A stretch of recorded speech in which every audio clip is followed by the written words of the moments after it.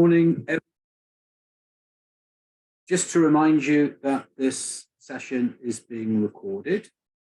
A warm welcome from a very wet and dismal day in Wales's second city.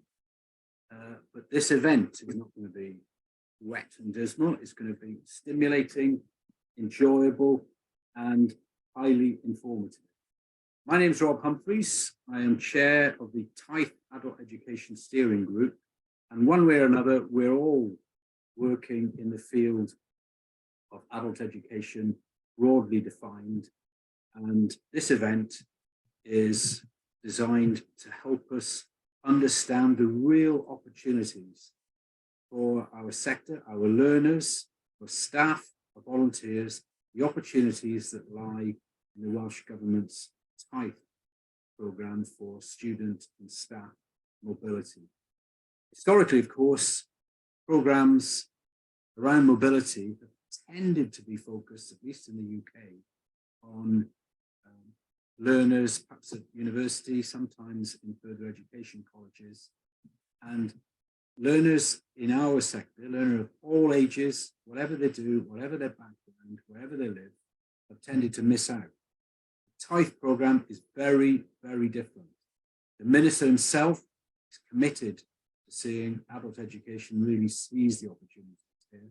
And we've already had a number of really innovative programmes and projects which have been successful in the Taith programme. But of course, we can do so much more. And this event is designed to explore the opportunities and indeed hear from international partners. And I extend a particularly warm welcome to Philip and Roland from Germany and the Netherlands, respectively, whom we'll hear about later on.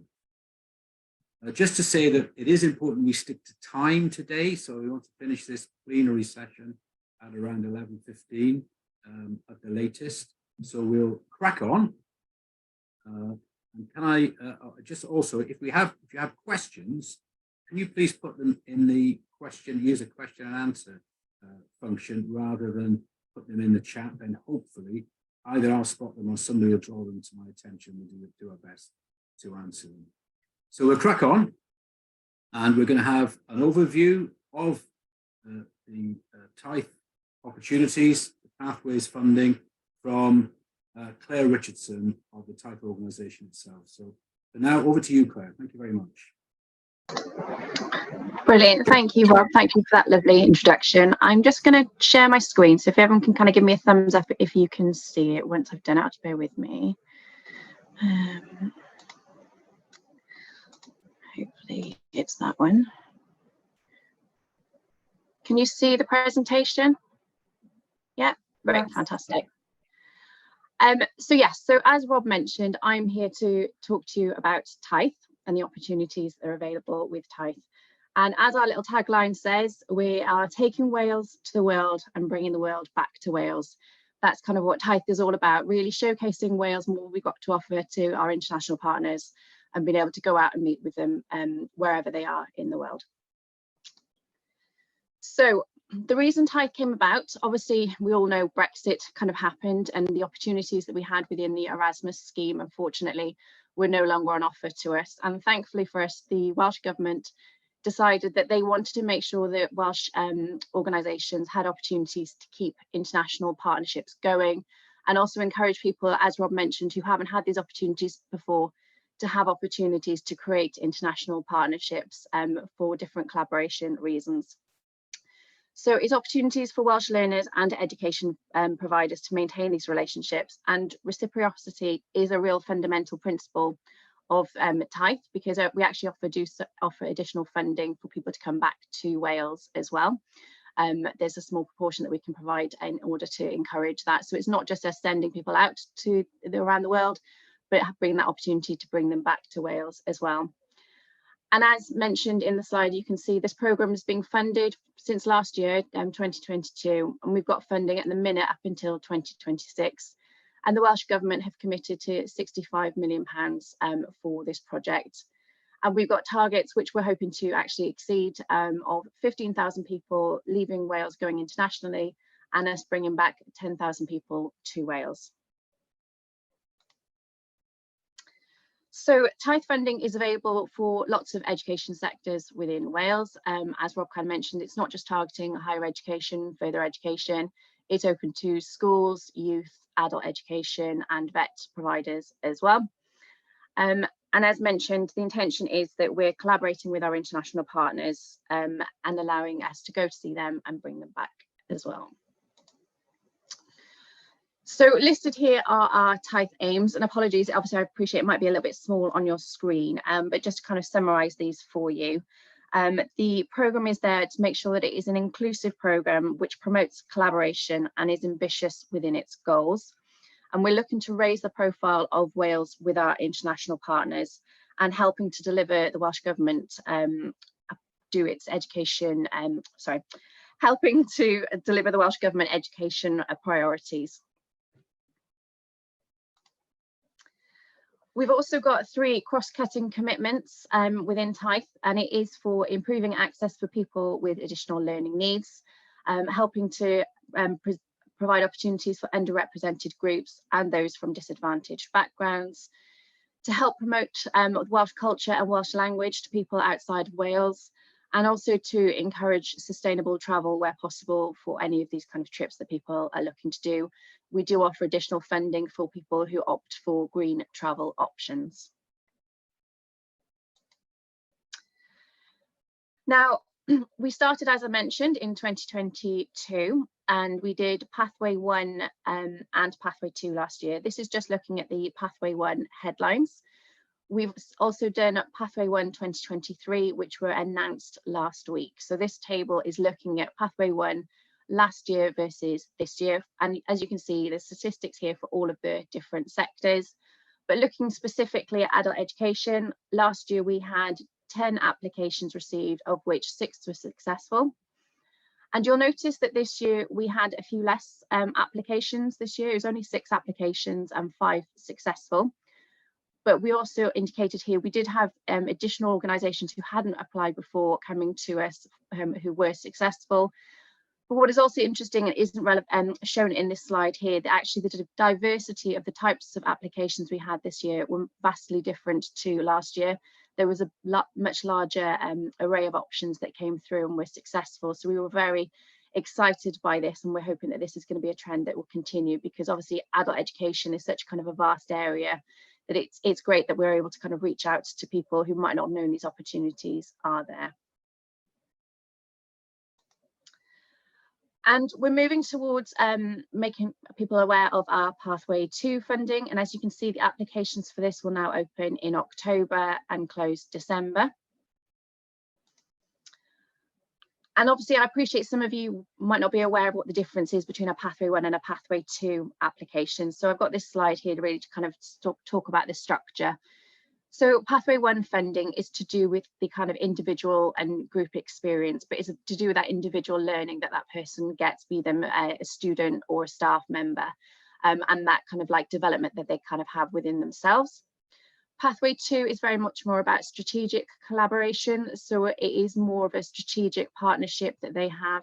And it is looking at something that maybe the sector isn't doing, or where somebody else within the world is doing really successfully, kind of finding that partner, making that relationship, and then working with that partner to create an output that can be shared within the sector and within Wales to help drive education forward here. And this table again just summarises kind of some of the objectives and differences between Pathway 1 and Pathway 2. And I won't cover them all, but just kind of key elements here. For Pathway 1 for individuals, it is that sense of personal and professional development, the opportunity to boost their own confidence and potentially develop some language skills. And from the organisation's point of view, it's obviously that career development, if it's staff mobility, opportunities for engaging learners and building international links. And for Pathway 2 for the individuals, it's that opportunity for the projects and the outputs to be aligned with Welsh Government priorities and policies in the education sectors, and making a positive impact on policy developments in the different sectors across Wales and beyond. Mobilities is obviously still a part of Pathway 2, but it is not the main focus of a Pathway 2 project. It is there to facilitate the project to be able to go ahead.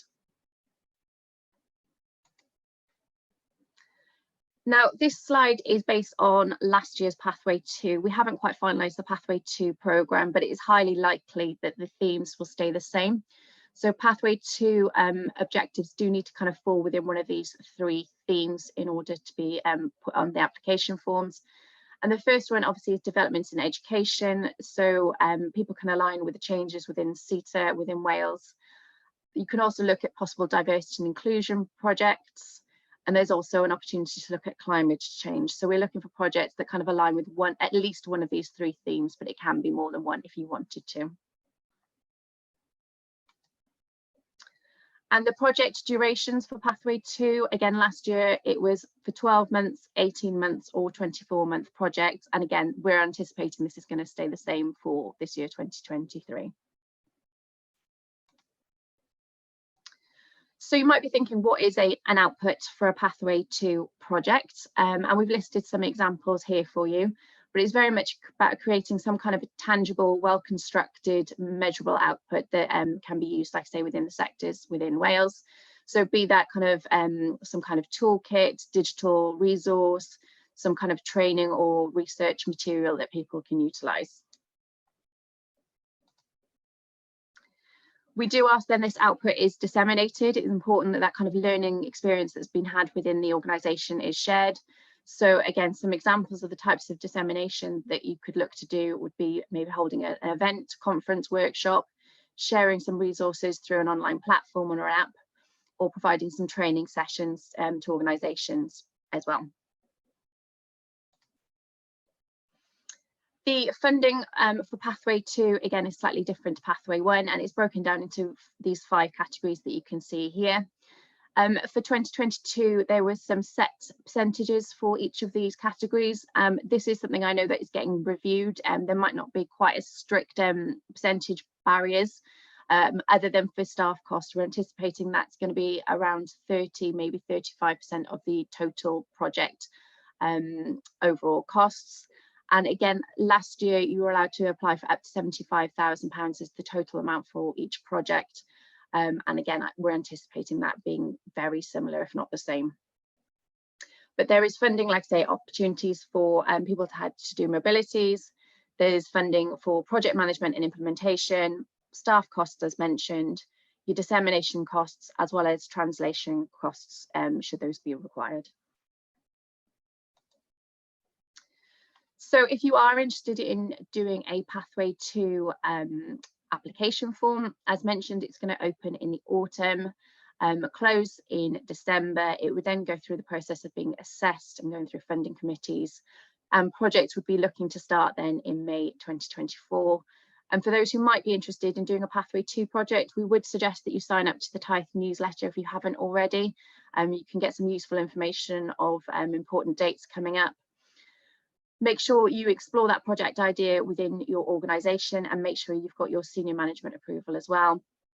After the summer, we're going to be looking to host several online webinars and events to help people understand a bit more about the Pathway 2 projects.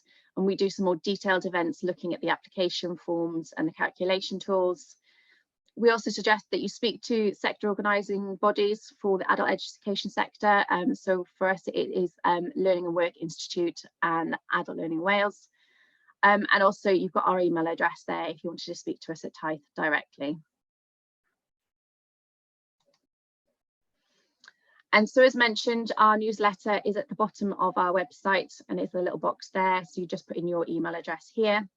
And for our international partners who are on this call, if you're interested in putting your details down so people can make contact with you to discuss a potential project, we do have an international partners page as well, so people can register their interest there.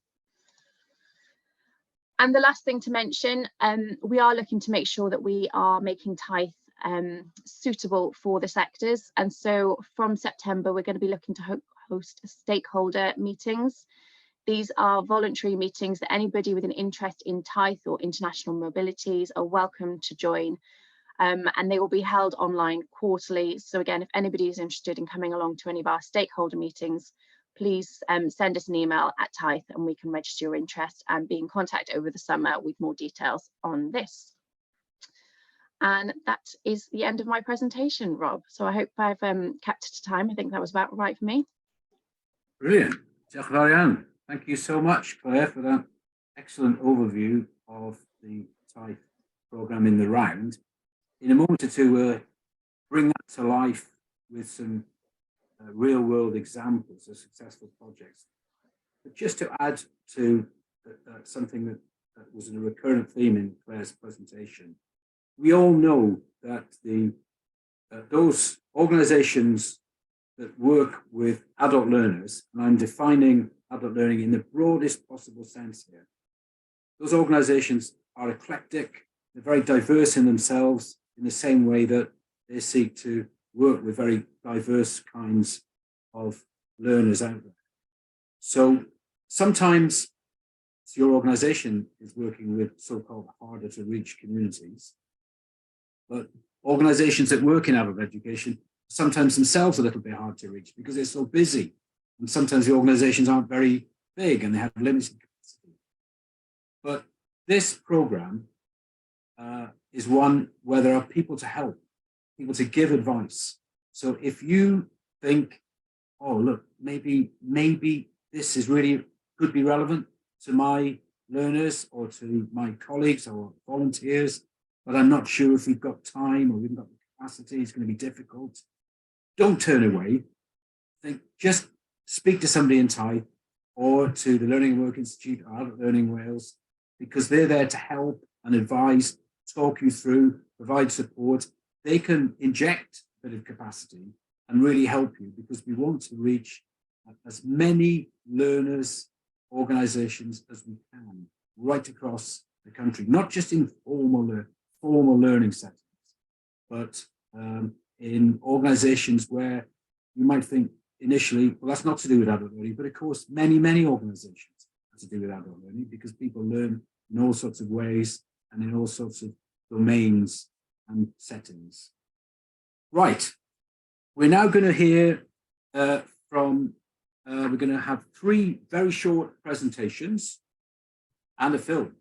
And we're going to start with Chwarae and Natasha Davis, who's going to talk about a successful project on inclusive public spaces. So I hope you're there, Natasha, somewhere.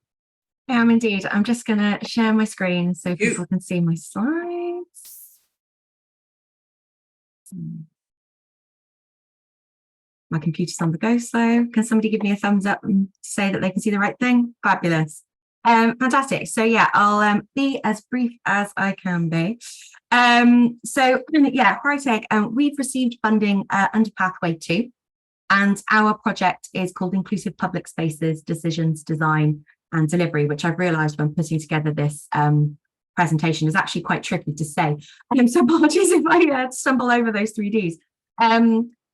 Essentially, we've got a research project which is going to focus on supporting changes in policy and practice in relation to planning and the built environment in Wales. We're at quite early stages in delivery at the moment. We're just at sort of the desk-based research stage. So I'm going to give a forward look to what we're looking to deliver and hopefully give a bit of an insight into the kind of work that this funding pathway can support. Our aim ultimately is to educate and drive systemic change and bringing together international learning to inform practical guidance that can help to create more inclusive public environments in Wales, doing that through the provision of evidence-based recommendations and tools so that key stakeholders that are involved in decisions, design and delivery of public spaces all across Wales can understand why equality needs to be a central consideration of their work and can be empowered to make changes in how they work to deliver those inclusive spaces. I thought I'd just briefly touch on why this topic before talking about why this funding, and then finishing off with an overview of what we're going to deliver. Gender continues to shape the world in which we live. Nowhere is that more apparent than when we're talking about the very physical space that we are going about our day-to-day lives in. It affects how we get to work, how we access public services, whether public transport isn't meeting our needs, whether we feel safe. Just going about our day-to-day lives.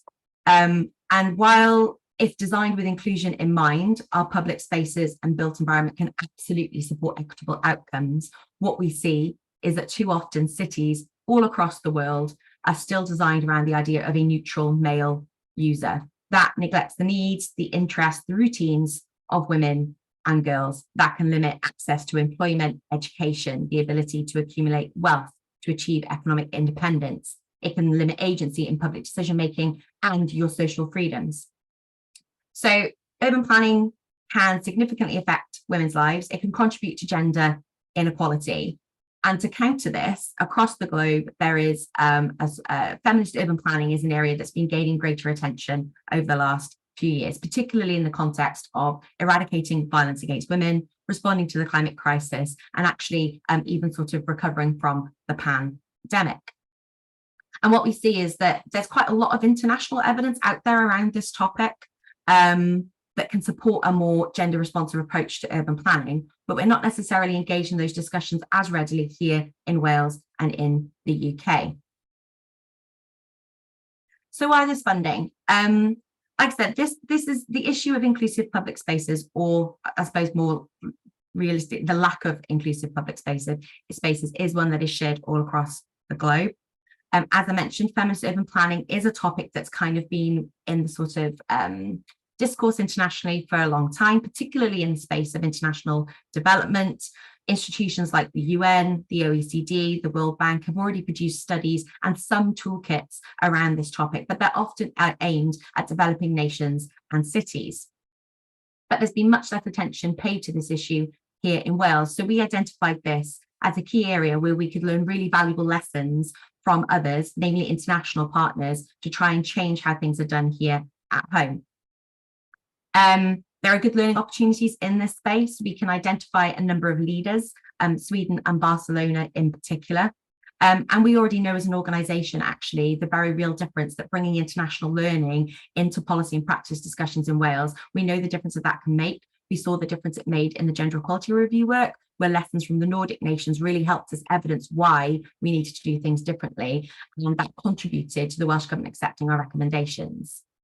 And this funding, with its focus on that international learning, provides one of the only opportunities actually for a third sector organisation like ourselves to really engage in those international networks, to engage with international partners, to bring together that learning with what we understand about what's happening here and offer solutions and practical tools to drive change. And that leads to sort of the third reason why this funding in particular for us was one to look at, because we think that this project has got that real potential for driving change here through that provision of not just research, but a toolkit as well. We are confident that we can support many actors that are involved in the planning of public spaces in Wales to change how they do things and ultimately deliver better outcomes for women and other marginalised groups. So what is it that we're going to do? So as I said, our sort of first stage is this review of existing literature. That's where we're at the moment, and sort of gathering together the evidence that's already out there.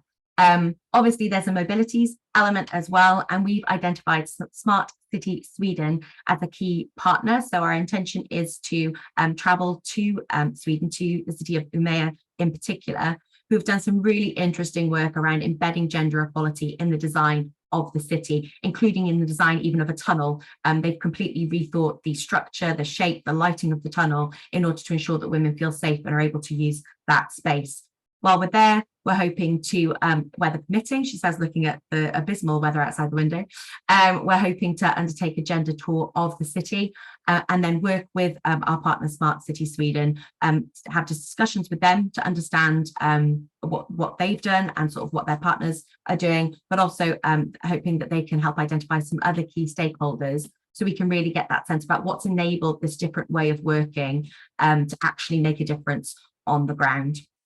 We're also hoping to engage with the city of Barcelona, but that will be in a more virtual way, just because they've got quite an interesting perspective, we think, to provide. They've passed a motion at that sort of city governance level, so we're interested to see if there's any additional lessons to learn from there. In addition to that international evidence gathering, we're also going to be engaging with Welsh stakeholders so that we can, through our international evidence, see where we want to get to, where we might want to get to, and then understand where we're at. And then hopefully through our analysis of that evidence and those discussions and that learning, we can work out how we might be able to move us a little bit closer to those sort of the position of the world leaders in this space. So it's our intention to produce a final report that sort of brings that evidence together, really to help sort of, I suppose, evidence the reason why we should look at doing things differently.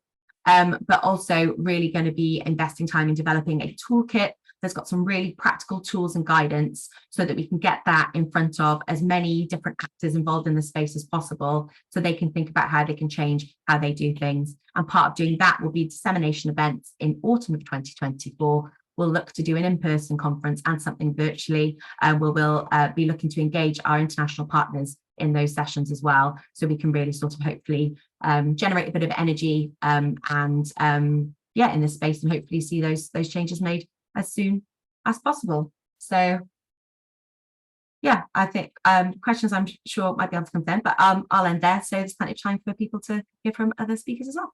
Thank you. Brilliant. Thank you, Natasha, and thanks for sticking to time. I'm sure everybody feels like me that every time I hear about a successful Taith project, I always wish I could be part of it. And, it'd be nice to be part of them all, wouldn't it? Anyway, just to remind colleagues that if you do have questions for any of the speakers, just stick your question in the Q&A box and we'll do our best to answer. Right, now we're going to go on to see a very short video from the National Centre for Learning Welsh, which is also describing a Taith project. And the video is, the voiceover is in Welsh, but there are English subtitles. So we're going to test the technology now and to see if colleagues at the Learning and Work Institute can get this video up and running. I'm sure we can do it.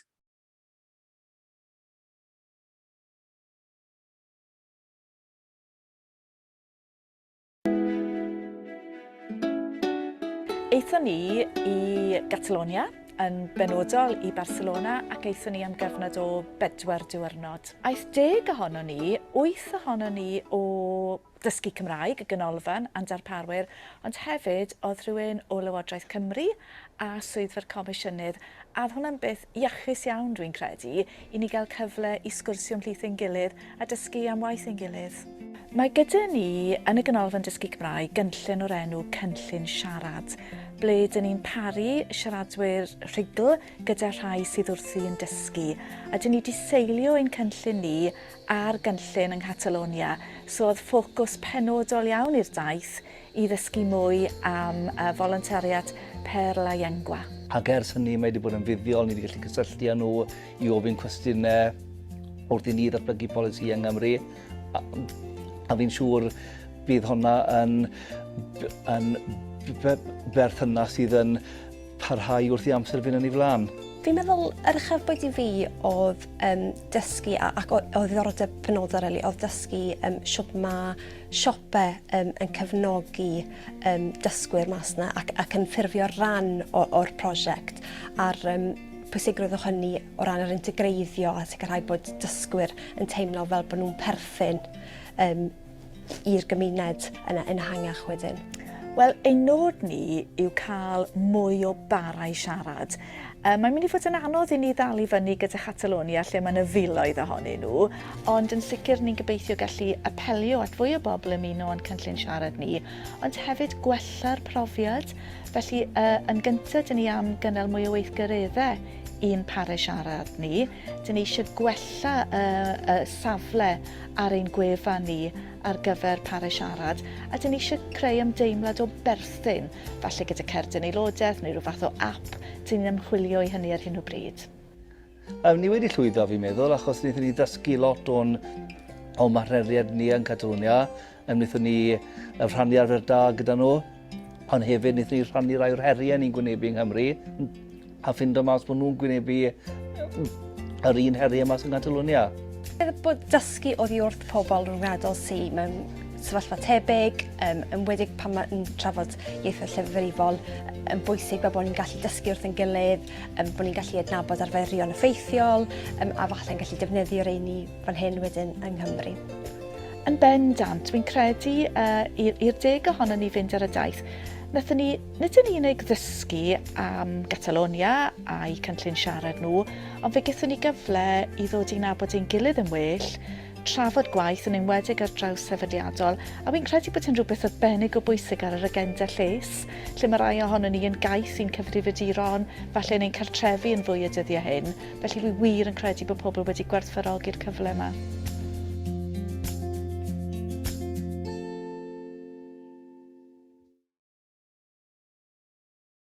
Great, thank you. I know one or two had problems seeing the subtitles, so hopefully we'll be able to share the link to the video with everyone who's joined the session today.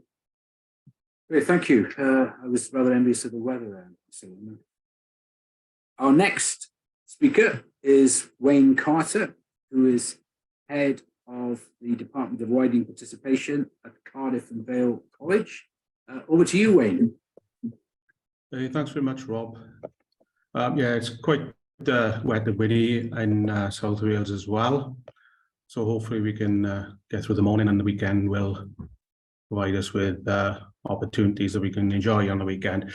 So our programme is Adult Learning Wales Partnership Programme and a Learning Ambassador Programme.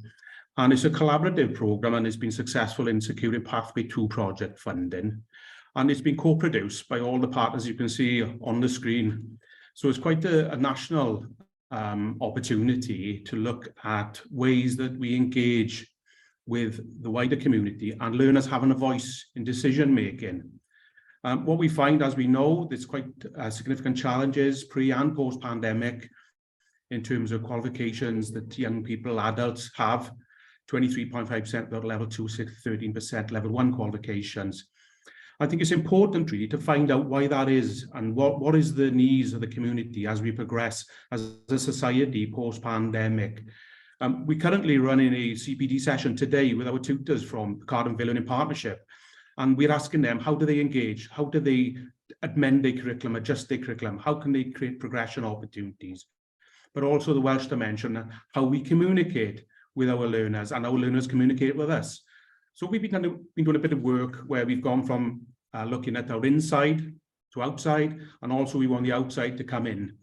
So our program is about engaging with learners. We know it can be transformative. We know it can build confidence to enable people to become more citizens. And we are working on programs such as, you might be aware of the civic mission within HE. You might be aware of community-focused schools within schools. You might be aware of adult basic community development in the third sector. Reaching Wider is a new initiative in South Wales. So every topic, widening participation, every topic is how do we meet the needs of people furthest away from society.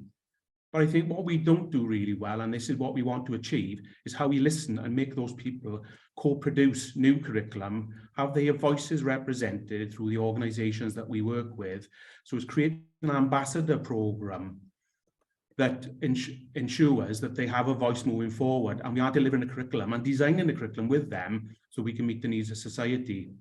So we'll be looking to partner with Iontis in Dublin in Ireland. Why Iontis? Because learner voice is a concept in education which is underpinned with them, and we want to be guided with their approaches and understand how the mechanisms they use to ensure that voice is clearer and it meets the needs of communities.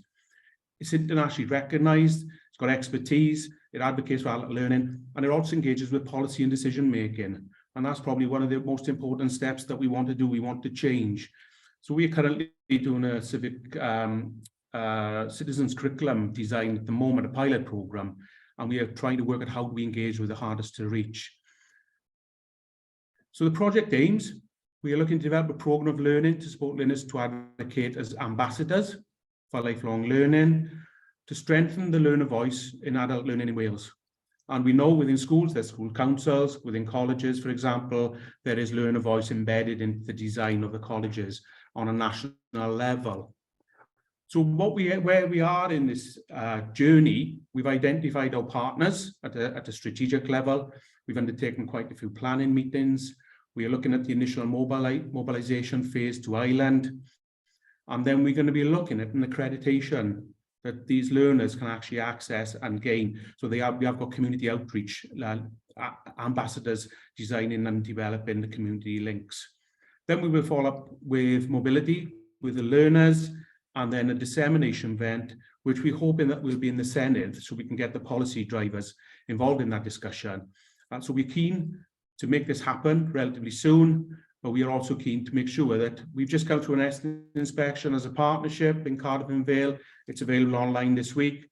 And one of the things it's saying is a strong partnership is how we get the learner voice embedded into the decision-making processes of the issues that impact on them on a day-to-day basis. So that's the overview of the programme. If there's any questions, obviously let me know and we'll go from there.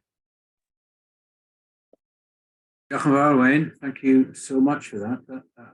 I know all too well myself and my own work in the past that securing active and recurrent learner voice is quite a challenge in adult learning. So we really look forward to seeing the outcomes of your work and the work of you and your colleagues in that area. So thank you so much. Now then, our final speaker for this plenary session is Chris Dunn, who's Chief Executive at Diverse Cymru. Chris. Yeah, hi, morning everyone. I'm also going to attempt to share my screen. So if you just bear with me. Got it, thanks Chris. You can see it? Yeah. Great. So thank you very much for asking me to speak today. This, as you can see, this is our wonderful Taith cohort in 2023. So we went to Crete with our main mobility in May this year. Just a little bit really quickly about Diverse Cymru, because some people on the call today probably may not know who we are. So we're an intersectional equalities charity based in Wales. Vision is to help create a nation without prejudice and discrimination, and so importantly, where everyone is treated equally and diversity is celebrated.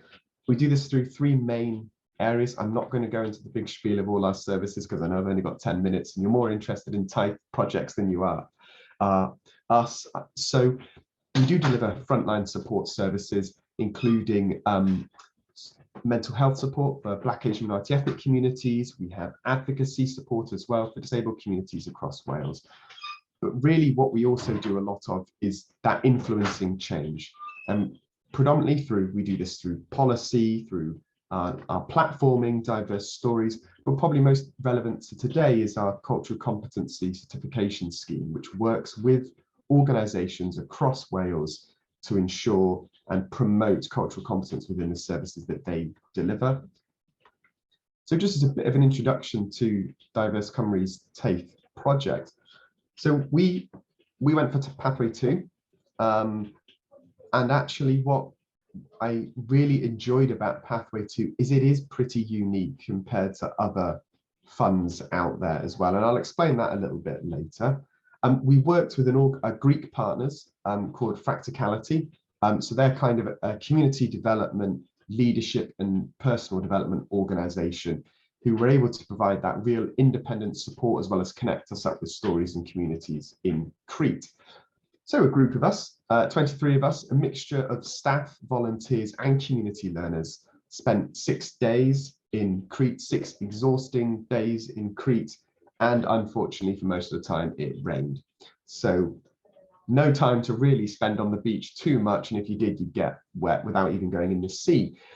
But really, aim of the project was to partner up with Fracticality as an organisation to develop a series of resources, inclusive and community-led resources that were aimed to address the inequalities that we know exist for Black, Asian, minority ethnic communities in adult education sectors across Wales. And I think it's safe to say in all sectors across Wales as well. So how are we doing this, or how did we do this? Because we are partway through our project now. So we're developing a specific cultural competency training packages aimed at the adult education sector in Wales. And this will be underpinned by our cultural competency toolkit, as well as we know a huge part of the new Welsh curriculum in general is understanding our own history. And that absolutely has to include understanding the history of Black history within Wales. So while we were in Crete as well, we had some fantastic conversations around what that is and what that could look like. So how did we get from ideas to Crete, I guess? Well, actually, it started originally with 2 of our staff members attending a it wasn't a Taith project, but a similar exchange project with a Oedolion initiative.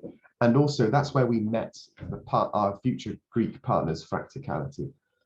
But also, we had already established cultural competency certification and toolkit that originally was aimed at mental health services, but actually has expanded to third sector, public sector, and is actually starting to expand even further than that. So we had discussions with Practicality around, well, how can we take the learning that the team had when they met originally? How could we take the success of our scheme and how can we create something for the adult education sector in Wales? And that's where we started to have the conversations with Taith. And I think I've put that, actually, we put in an original Pathway 1 application and we were unsuccessful. And I've put that in there because actually I think it's really important for the development of our Pathway 2, but also our relationship with Taith, our relationship with Practicality as well. Sometimes when you don't get funding, you're gutted, you've spent a lot of time and investment in it, but the reality was Pathway 1 was not the right pathway for us at the stage of where we were. The concept of Pathway 2 being able to go and create and have space to develop something with our staff members, with our volunteers on the scheme, as well as community learners as well, was so important. And we were not able to do that in Pathway 1. And what we do know is we've undertaken our Pathway 2, and actually we have put an application into Pathway 1 and were recently successful with the second round of Pathway 1. So the reason I've put that in there is don't get disheartened if you don't get through Pathway 1 originally. You get great amounts of feedback, and you can continue, and I would encourage having the conversations with the Taith team, because I think without those initial conversations around why we weren't successful, I don't think Pathway 2 would have necessarily happened. And that would have been a crying shame, not just for the experiences of us as individuals, but us as an organisation, and what we hope to be will be an impressive toolkit that can be shared out through the adult education sector in Wales too. So about our mobility, as they're all called, mobilities, quite frankly, it was an incredible adventure. We spent a series of 5 days, and they were 5 intense days, really starting with discussions and really deeply personal discussions from all attendees around what culture means to me. And that really set the platform for us, because what this funding enabled us to do is provide us with space. We didn't have to have 5 workshops over 1 or 2 days. We could have detailed conversations over an extended time period to really understand Black, Asian, minority ethnic history in Wales. And we had some fantastic presentations and conversations around how we can develop that resource. Equally, having a day focused on ourselves and our learning and development and leadership skills done by led by our partners, Practicality, on that. But actually, as well as the main purpose of this is to, well, how can we develop our existing cultural competency scheme to be really fit for purpose in the adult education sector? And we had adult education leaders with us in Crete too. We will be having a dissemination event in October too, because we've undertaken the mobility, but actually we are developing the toolkit as we go on now. And people are more than welcome. It will be an open invitation, and I'm sure Taith will be able to forward the details of that. And I just wanted to end really with some principles of the project. Is actually the whole principles of this was to learn from each other, to create an environment where people could safely share their living experience. And that did include, fundamentally included, the racism and inequalities that people had received from living in the UK and living in Wales as well. But equally, the ideas of how we shape the future of Wales and future of adult education in Wales too. And fundamentally, it was all around inspiring each other. This is the bit that I'm finishing on. Reflections. And this is a really key one. I have, for anybody who has undertaken Erasmus Plus funding before, the biggest compliment I can give Taith is this is not a process like Erasmus Plus. It used to give me heart palpitations and sleepless nights in monitoring, evaluating, applying the funding formulas for Erasmus+. Taith is so much more user-friendly. It is so much more of a much simpler, it is comprehensive, don't get me wrong, but a much simpler application process. So do not be put off by this being the successor to Erasmus, because yeah, well, Erasmus nearly killed me a couple of times. So equally, it's really important as well to seek advice. Again, like we said, is that we weren't successful in Pathway 1, and that's okay, but we sought advice from Taith. But equally, as we've heard already, Learning and Work Institute, Adult Learning Wales, equally the networks of other organisations, and people are welcome to come and talk to me or us at Diverse Cymru about how we undertook this process as well. And Pathway 2 really does provide unique opportunities, and Taith provides unique opportunities. I can't think of another funder that has enabled us to have that dedicated time away. And yes, it was nice to be in Crete, don't get me wrong, but it's the fact that we were not in our office. We spent 5 days away from an office. We spent 5 days away from Wales, where quite frankly, we couldn't escape. But also we had that opportunity to really have detailed conversations, to learn from each other outside, and actually the connections that have followed from that in just a short, we're only 3 months on, are really becoming into fruition. For example, we're working really well with one of the universities from one of the attendees who was part of, and actually supporting them with their equalities agenda. Now, we have potential board members coming onto Diverse Cymru who are interested because of the development and the seeking of learning and development that they wanted to have. And the last bit is just snapshots of people who actually went. People saying, and it really was a journey of self-discovery. I think this is something that was said a lot of times. People were constantly telling us, actually, and I would just listen into the conversations, and they were incredibly inspiring, learning from each other, from the lived experience, understanding our own histories. It was fantastic for me, someone who isn't born and raised in Wales or Cardiff, but to learn the history, and in particular, the Black history of Wales and Black history of Cardiff and the docks and Bute Town. It was incredible for our learning. And it really was a privilege to be part of the week. And as I said, that bottom bit, it wouldn't have been possible without a funder that provides you with the time, the space, and the location to be able to have these detailed and meaningful conversations. In Taith, and the funding that enabled us to do that ticked all of those boxes. And I think this is just one of the quotes that one of the attendees said, and this is what I'm just going to leave with, because fundamentally, in order for us to move forward, you have to have strong foundation, and recognizing our history helps us build on those strong foundations.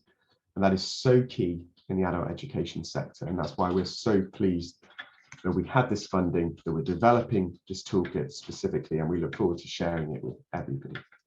So that is my time up, and I'm welcome to take any questions at any point, or feel free people to email me afterwards as well. So stop sharing.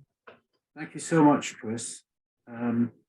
All 3 presentations in the video, they were all both informative but inspiring as well, I think, and in their different ways showed how wide, they showed the breadth of the opportunity in Taith. And Chris, thank you in particular for, I'm not sure if this is the right word, but your openness in talking about failed applications and so on, because this is important, because as I said at the start, it's all too easy to perhaps turn away without making an application because the organisation is small, worried about the capacity and the time commitment and so on.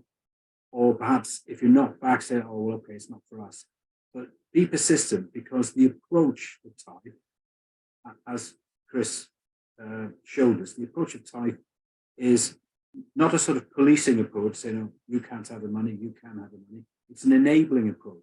They will work with you, as will Learning and Work Institute and Adult Learning Wales. They'll work with anyone who's applying, say, look, how can we help you secure something to give your learners and your staff and your volunteers and so on the opportunities. That's a really important point. And please do ask questions of Taith colleagues themselves or our speakers today as we go along. So thank you to all our speakers. I noticed that with I'd like to claim credit for us finishing slightly ahead of time, but of course it's because our speakers have kept time. What's going to happen now is that by the magic of technology and the superpowers of Wendy Elway, we're going to be transported to two different groups where we'll hear from our colleagues in Netherlands and Germany, and that will be at least as exciting as the inspiring presentation we've had already. And once we're in the group, we then have a bit of a coffee come comfort break. So we'll go in the groups first, so at least we are where we need to be. So I suggest, unless somebody tells me something different, I suggest that we'll go into the groups now, and the groups themselves reconvene at 11:05. Gives you a little bit of time to make a cup of tea or coffee or whatever, or just have a stretch your legs and all the rest of it. So we'll go into the groups now and reconvene at 11:05. So don't go away, get your coffee and come back. Diolch yn fawr iawn i chi. Thank you very much.